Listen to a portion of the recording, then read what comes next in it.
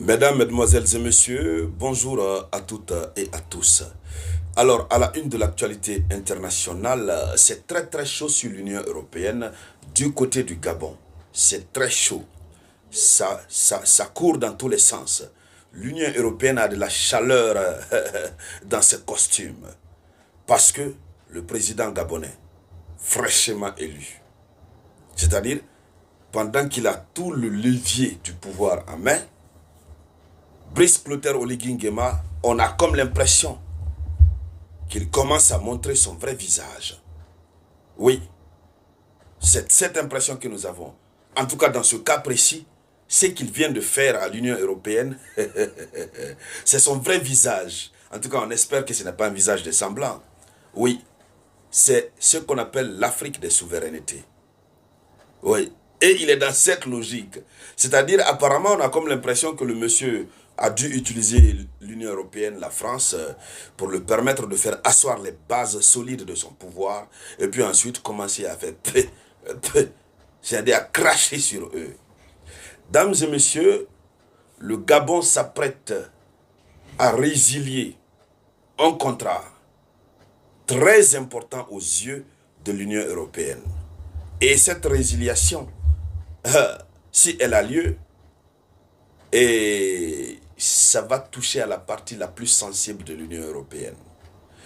Pendant que l'Union européenne est en manque crucial d'argent, de fonds, pour financer l'effort de guerre en Ukraine, pour même faire face à ces défis commerciaux, puisque Donald Trump a décidé de mettre l'Union européenne dans une condition ou dans des conditions vraiment difficilissimmes, pendant ce temps, les petites entrées financières que dispose l'Union européenne, ces petites entrées financières sont en train de disparaître.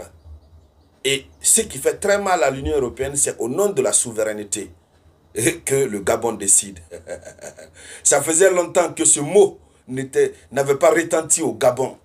Ça faisait longtemps que, oui, l'Union européenne pensait que, bon, on peut les chasser du côté du Burkina, du Mali, du Niger. Bon, ça c'est le Sahel là-bas. Mais comme le Gabon regorge de beaucoup de ressources, il y en a des forêts vraiment inédites.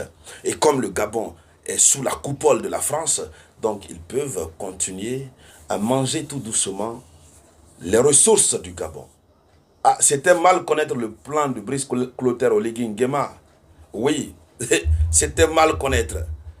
Alors Brice Clotaire Oligui Nguema est sorti dans leur dos. Qu'est-ce qui se passe concrètement? Allons-y dans les profondeurs, dames et messieurs. Oui, le décor étant planté, allons-y dans les profondeurs. D'abord, commencez par partager cette vidéoconférence. Il faut la partager au maximum. Partagez-la. Et puis on parle de souveraineté. N'oubliez pas, nous avons une nouvelle plateforme panafricaine qu'on appelle Moyen Express, qui est en train de recruter des livreurs et des vendeurs. Alors donc, allez-y sur Play Store, téléchargez l'application pour vous permettre déjà de comprendre, de voir de quoi il s'agit. Très bien, allons-y dans les profondeurs. Le Gabon, selon l'information officielle, le Gabon, par l'intermédiaire de sa porte-parole du gouvernement. Donc je crois au Gabon, c'est une dame qui est porte-parole du gouvernement. Quand la femme décide de parler quelque chose de mal, ça fait mal. Il faut même voir la manière avec laquelle la femme a parlé, a prononcé le mot souveraineté. Vous savez, l'argent, quand on dit à la femme, tu es en train de perdre l'argent ici, sa réaction sera autrement. Donc le Gabon constate qu'il est en train de perdre de l'argent. Allons-y avec l'information officielle. Derrière, on reviendra décortiquer. Alors, le Gabon, par l'intermédiaire de sa porte-parole gouvernementale, Laurence Ndong, juge l'accord de partenariat de pêche durable APPD conclu avec l'Union européenne défavorable à ses intérêts. Maranatha.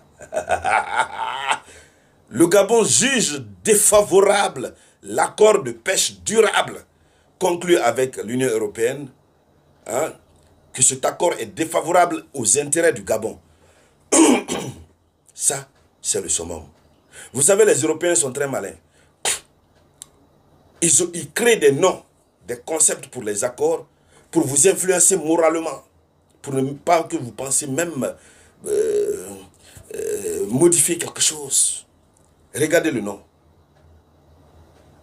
Accord de partenariat de pêche durable. Ils ajoutent le mot durable. Un accord, c'est un accord. Ils savent bien sûr que ça n'arrange pas les intérêts du Gabon. Mais ils ont signé. C'est 5 ans renouvelables. Mais du fait qu'ils ont ajouté le mot durable, ça veut dire c'est pour couder. Ah, c'est mal connaître l'Afrique des souverainetés. Je vous le dis, aujourd'hui, grâce à la lutte que nous sommes en train de mener, même s'il y a certains qui étaient des valets locaux de la France-Afrique, ils sont obligés de rejoindre l'esprit panafricaniste dans lequel nous sommes aujourd'hui. Je crois que ça ressemble un peu à ce que nous avons vu au Tchad. Nous sommes en train de voir du côté du Gabon. Allons-y en profondeur, mais je veux voir les gemmes. Il faut beaucoup de partage. Un autre pays se réveille en Afrique. On a vu le Tchad se réveiller. On est en train de voir le Gabon qui se réveille. Et il faut annoncer cette bonne nouvelle partout. Et saluez-moi tous les Gabonais. Hein? Salutations spéciales à mon ami. J'ai un meilleur ami au Gabon. Hein? Voilà, c'est un grand danseur. Oui, je vous dirai son nom tout à l'heure. Donc, allons-y dans les profondeurs, mesdames, mesdemoiselles et messieurs. Voilà, il s'appelle Djaroul MKG, Maître Ovenga. Salut de passage. Donc, alors, le Gabon dit quoi? Le Gabon dit que cet accord qui est axé principalement sur le poisson-thon et les espèces apparentées, a été renouvelé en 2021. Le poisson-thon, c'est un poisson très doux, extrêmement doux. C'est ce poisson qui fait la force du garba en Côte d'Ivoire. J'ai dit, c'est un poisson salé naturellement, d'une saveur indescriptible. C'est ce que ces gens-là viennent, au nom de l'accord durable, ils prennent ce poisson et tout ce qui est apparenté. C'est du poisson qui a de la chair, on dirait la viande. Ils prennent tout ça, ils envoient chez eux. Après, ils sont assis, ils nous regardent. Quand ils font leur rapport, ils disent non, pays pauvre, très endetté. Ouais, qui nous a appauvris? Qui nous a appauvris, Maranatha? Qui nous a appauvris, nom de Dieu? Mais ce sont eux qui nous ont appauvris. Ils viennent prendre nos ressources, brader nos ressources. Quand on parle des ressources de l'Afrique, ce ne sont pas seulement les ressources minières et minéralières. Ce sont aussi les ressources dans nos eaux. Ils n'en ont pas chez eux. Pourquoi ils viennent prendre dans nos eaux? Allons-y dans les profondeurs. Je vais voir beaucoup de partage. Donc, l'accord a été conclu en 2021 pour une période de 5 ans. Et cet accord permet à environ 33 navires européens, Maranatha, 33 navires européens, cet accord leur permet d'opérer dans les eaux gabonaises. Et parmi ces navires, on a majoritairement les navires espagnols et français. Donc ce sont ces deux grandes catégories de navires. 33 navires viennent pêcher tout ça, ils envoient. Et puis le Gabon ne gagne presque rien. Et puis les Gabonais sont là même pour avoir du poisson pour manger. C'est des problèmes. Brice Clotaire veut voir clair dedans. Le monsieur sait qu'il a été élu. Il a fait la campagne, il a dansé, on l'a vu danser. Il a même breaké comme ça, on l'a vu. Donc, il veut relever le défi. Parce que les jeunes Gabonais ont les yeux ouverts. Le monde est devenu un village planétaire. Les jeunes Gabonais voudraient que ce qui se passe au Burkina, que ça se passe au Gabon.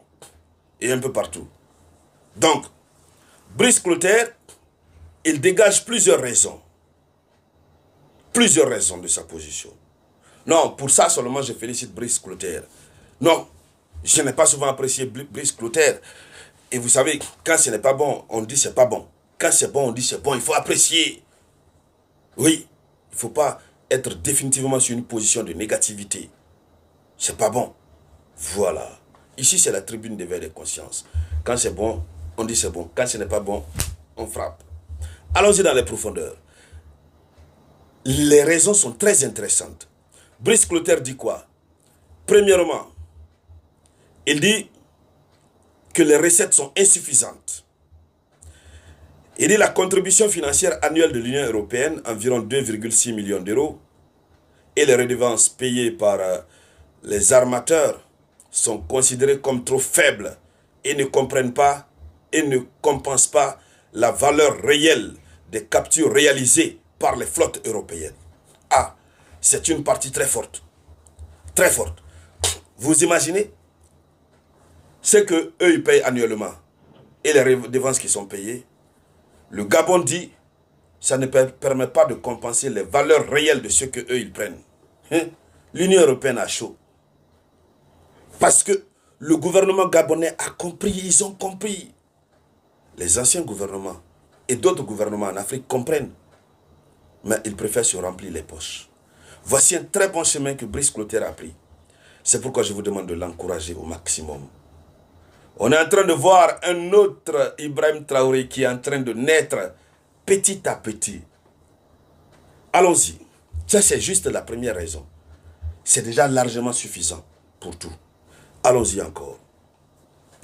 Deuxième raison, Brice Clotaire Oligui Nguema soulève la question du coût de surveillance qui est très élevé. Le Gabon assume d'importants coûts pour la surveillance et le contrôle de sa vaste zone économique exclusive.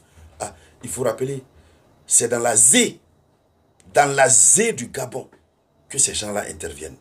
La ZE, c'est quoi? Zone économique exclusive. C'est comme si on disait l'intimité économique du pays. Si on te donne l'autorisation de toucher à l'intimité économique du pays, en termes de mer territoriale, alors le pays doit jouir des fruits. Voilà. Désolé de l'anaphore. Je ne veux pas faire voyager vos esprits, mais et ça permet de mieux comprendre. Donc, le Gabon prend tout le temps de surveiller, mais ce qui revient au Gabon, c'est petit. L'autre argument, il y a le manque de transformation locale. Oui. Le gouvernement déplore l'absence de développement d'une filière de transformation locale du poisson, qui entraîne une perte significative de la valeur ajoutée pour l'économie gabonaise. Le Gabon est décidé, hein? Avec des arguments solides. Donc, le Gabon voudrait que, même s'il y aura un autre accord, il faudrait que ce soit transformé sur place. Ça va créer de l'emploi et tout va se passer sous leurs yeux. Le Gabon déplore l'exclusion des pêcheurs locaux. Ceux qui font la pêche artisanale sont exclus. Ça fait très mal au Gabon. Très très mal. Pourquoi les exclure? Pourquoi? Alors, les communautés de pêche artisanale gabonaises se sentent souvent marginalisées et ne perçoivent suffisamment pas de bénéfices de cet accord. Donc, le gouvernement a raison. Donc, face à ce constat, le gouvernement gabonais a décidé de notifier à Bruxelles de sa volonté de remettre en question les termes de l'accord. Ils ont remis en cause. Maintenant, l'UE est en consultation, l'Union européenne est en consultation pour voir comment trouver un accord. Ils ont compris la chose. Ils sont obligés de faire les salamalek, de plaider pour trouver un accord parce que eux, ils n'ont pas de ressources chez eux. Ils ont fini de tout exploiter. Ils n'ont même pas de ressources naturelles. Donc sans l'Afrique, ils ne peuvent rien. Et nous allons continuer de suivre. Je voulais donner beaucoup plus de détails, mais on a déjà fait beaucoup de temps. On va continuer de suivre cette actualité. Et puis on y reviendra. Par la grâce de Dieu, Inch'Allah. Merci donc à toutes et à tous. Je vous reviens tout à l'heure avec de nouvelles actualités. C'était la voix de votre unique samouraï.